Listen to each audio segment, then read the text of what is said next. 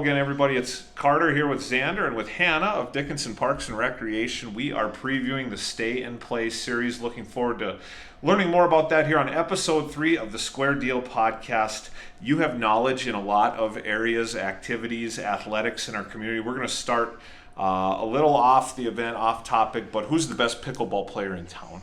That's always tough. I mean, I think as years have grown on, competition keeps getting better and better. But I would have to say the one who taught me how to play pickleball, just because I can't beat her enough of the time, enough the percentage of the time. So Billy Sue Richter. I can pull off a win in a tournament when it matters, but not in every day when we're just playing around. So Billy Sue Richter, that's high praise. Who is the best pickleball player above age 65 in the Fong family? You know, there's 2, and I just feel like I don't have a good enough scouting report on your mother to give an accurate answer, because she's typically that afternoon ladies group. So by default, I got to go your dad, but I need to work on that. And I think they both play doubles only, so it depends how heavily they lean on that teammate that they have, right? But good. Yep. Pickleball. What else we want to talk about, Xander? We've kind of talked before. You've been in this role as the director over at Parks and Recs for a while. I just want to know, what's your golden moment, something you've done that you're the most proud of? Yeah, we cover a lot of different things throughout the year. So my position, about 45 events and programs throughout the year. But I think our biggest one, which kind of helped, and we've talked about this more, expanding on it, is our Teen After Hours program. So we take it, we started as a high school idea, and now we've transformed into middle school and added a video game section into that in this past year. And so we've hit about 500 middle schoolers and 500 high schoolers, in 10 or so, 12 different days. So I would say that's probably at least my golden moment for the last year. I'm going to go redirect here to a different question, but I want you to give us your accurate job title. But then I want you to talk a little more about your seasonal employees, many of whom are teenagers. Like, what does it take to be a good seasonal Park and Rec employee, and what does it take to supervise them? Yeah. And what's your title? So I'm in charge of programs. So I'm a program supervisor. So mainly I'm on the aspect of youth programs and events. I do primarily that. I am not typically sport specific. That's Wilson's world. So I kind of get all those other misfits in there. I think we're up to about 25 staff members for the summer, which I would say 18 of them are teenagers, high schoolers.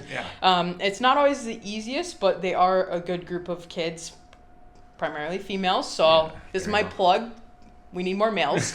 But they do a great job. They're so good with the kids. Some of them start with us as 8th graders, just hit that 14 mark, and we can keep them around for a couple years and see them grow. And it's been a while, but as a teenager, I think my first legitimate job was with Dickinson Parks and Recreation. It remains a great place to work. That was my first job when I got here. There you Working the front desk, checking people in. You bet. You kind of said it earlier, you do about 45 events through the calendar year. Obviously, North Dakota weather isn't the most predictable thing of all time. What would you say was the wildest weather workaround you've had to deal with in your time as the supervisor? Nothing like a rain on a band shell night to stress me out the most. I'm sure you guys, hopefully we don't acquire that this summer for you too, but I would say wildest weather last year's little tornado scare. That was a lot of shifting last minute. Of course it was during our busiest month with Safety City going on in addition to all of our other programs, and so just a lot of adjustments there, and thank goodness nothing happened out of it, but hope we don't have that again. Yeah, that would be ideal.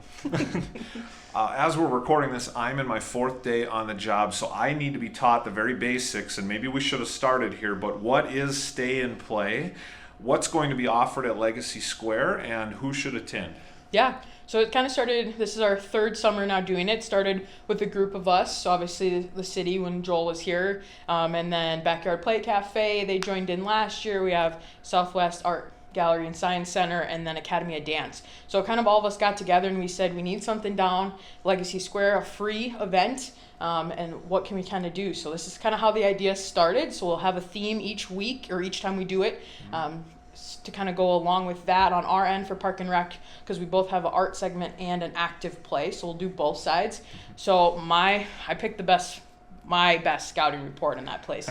So I would say, kind of hidden back by like the swing. That's a good spot to be, not too windy. You're talking about where to be comfortable. Oh yeah, absolutely. Okay. Right. Yeah, so you can kind of go there for the swing. If it's, not too bad, not too bad of a day. But if it's like a super warm day, I would say you got to go that shelter. Yeah. It keeps you nice and cool, and it's out of the way. Yeah. Stay and play is, you would take ages 1 to 100 on that day, but I think you are looking for parents with children, primarily ages 2 through 5. Maybe that pre-K or early elementary is the sweet spot, correct? Absolutely, Yep. absolutely. And that's kind of what we've seen historically, but we'll take anyone that wants to come down and do, we have arts and crafts. Both we do an arts and craft, and Southwest Art Gallery, they kind of dabble in that, and maybe even some science this summer, as well as if you just want to learn a dance routine. So we'll take anyone that wants to come down and have some fun with us for those 2 hours. The timing will be 9 to 11 a.m., I believe, correct? Yep. As we know, kids aren't known to be the best at keeping track of their belongings. Whether you're doing an event at the rec center or one of your parks, what's the weirdest thing that's ever been brought to you from the Lost and Found? That's a good question. I mean, this is ironic because I just had 3 lost and found items this morning. One was a Pokemon shoe, so that was pretty sweet. But I would say best thing I think we've ever had was like a little fidget toy, and it had 2 little eyes on it, and you put it over your finger so your finger had eyes, and that was my favorite thing I've ever found. And then I lost it, so I feel sorry for that girl because I never saw her again. Let's be real, though. There are many adults who have trouble keeping track of their items, too. They're adult lost and found, too. I think Hannah, in a way, kind of answered all of my questions before I got to one of them, so I kind of have nothing further for Hannah. How about you, Xander? Do you have anything left? I'll kick you this one last one. I can't imagine there's too many of these slow days when you're having 45 events throughout the year. It probably feels like as soon as you're done with one, you're getting ready for the next one. But that rare occasion where you do have a slow day, how would you like to spend that? Typically, it's planning for the next thing. Yeah. That's where I get ambitious and let's add something new. Yeah. Typically is where that stems from, but right now we're really into cricketing objects. So that's any slow energy I have right now where I'm not super busy. We spend cricketing things for just improving around the building and on signs. Awesome. Yeah, a lot of full days at the Dickinson Parks and Recreation. You guys won the Gold Star Award for Best Park District in the country in the year 2024, communities size 30,000 and under. We want to remind folks of that. You are a big part of that. We want to remind folks one more time that this is the Stay and Play series in a partnership with Dickinson Parks and Recreation. There will be 4 Stay and Play dates. They are all Tuesdays. The first one will be Tuesday, June 10th from 9 to 11 a.m. We hope to see you at Legacy Square.